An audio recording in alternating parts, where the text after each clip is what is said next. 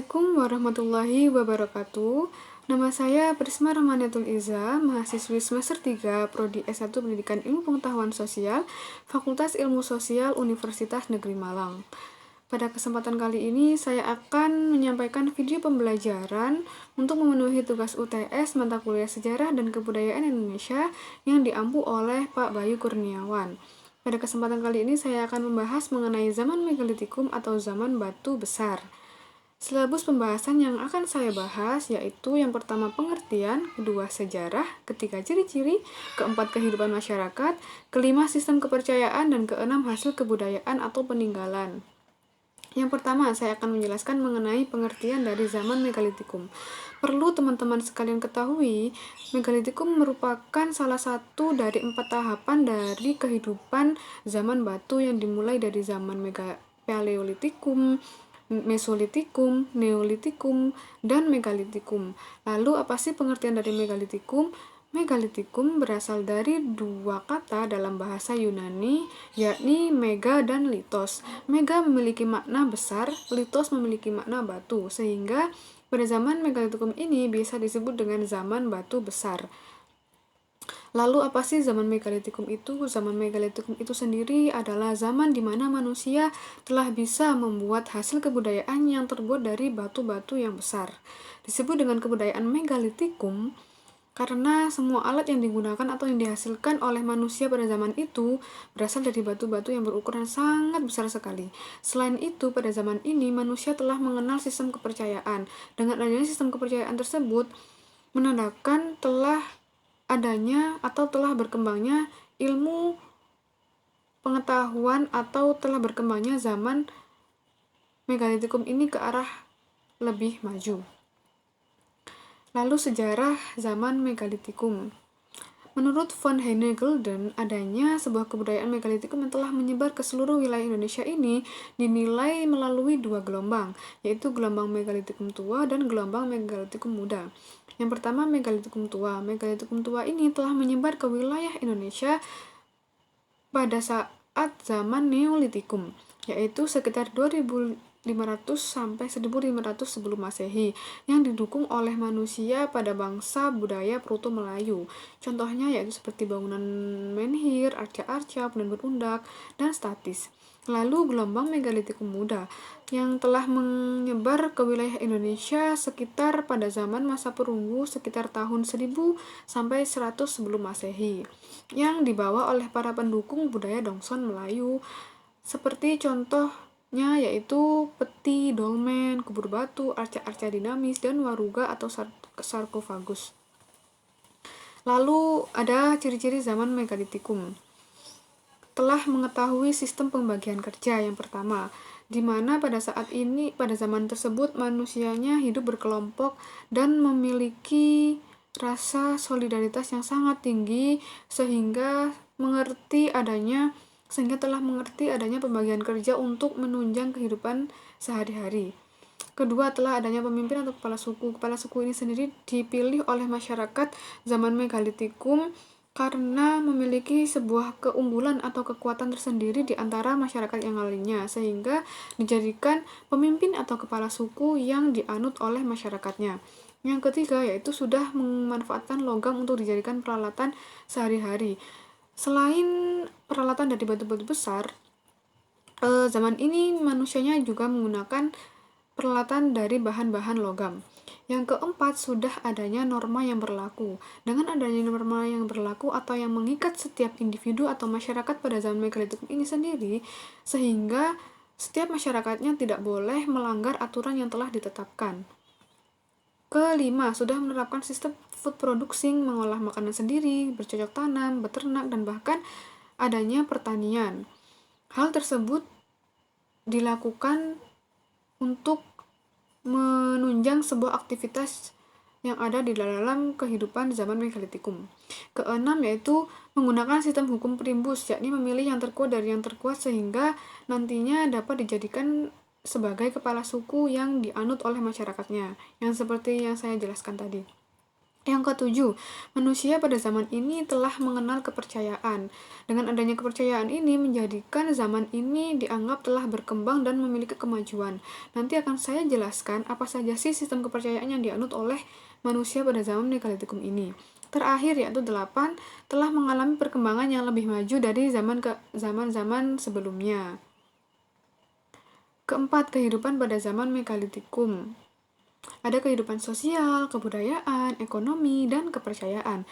Kehidupan sosial ini sendiri yaitu kehidupan yang atau kegiatan atau hal-hal yang dilakukan oleh pada zaman Megalitikum ini seperti melakukan banyak kegiatan yang menyangkut segala aktivitas kehidupannya, seperti aktivitas bercocok tanam, food producing, mengolah makanannya sendiri, beternak, bertani, dan lain sebagainya. Kebudayaan. Yang kedua, kebudayaan.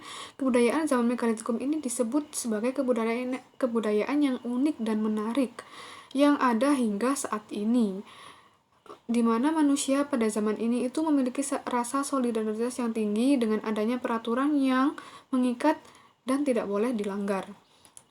Yang ketiga, ekonomi. Manusia pada zaman Megalitikum ini sendiri telah membuat alat-alat yang terbuat dari batu-batu besar untuk menunjang perekonomiannya. Yang keempat, kepercayaan. Kepercayaan di sini manusianya mendirikan sebuah bangunan besar yang berasal dari batu untuk dijadikan sebagai tempat pemujaan atau tempat peribadatan terhadap nenek moyang. Dalam kehidupan zaman Megalitikum ini sendiri terdapat manusia pendukungnya. Yang pertama, Homo sapiens. Homo sapiens ini manusia pendukung yang sangat mendominasi yang berasal dari bangsa Proto-Melayu dan bangsa Deutero-Melayu.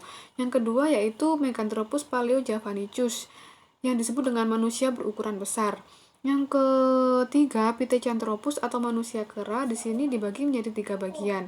Yang pertama, Pithecanthropus erectus, kedua, Pithecanthropus mojokertoensis, dan yang ketiga, Pithecanthropus soloensis.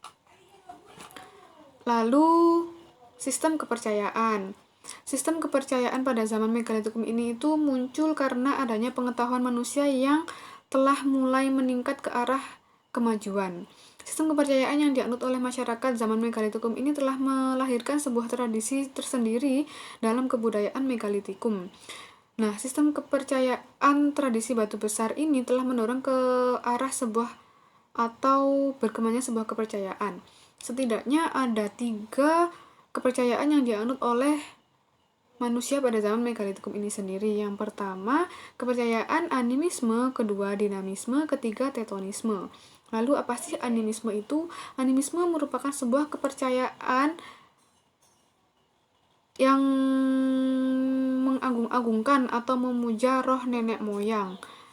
Pada zaman ini mereka beranggapan setiap manusia yang telah